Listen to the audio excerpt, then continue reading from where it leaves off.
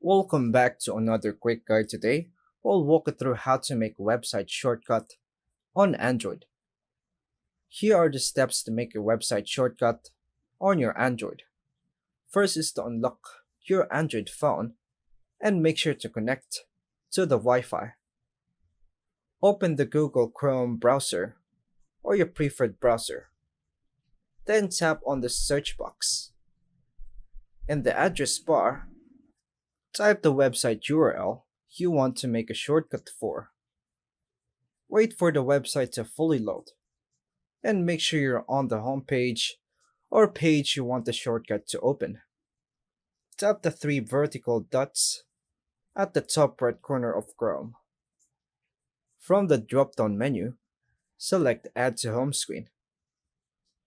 A pop up will appear with the website name. You can edit it if you like. Tap Add. Another pop up will appear asking where to place it. Tap Add to Home Screen. The website shortcut will now appear as an icon on your home screen.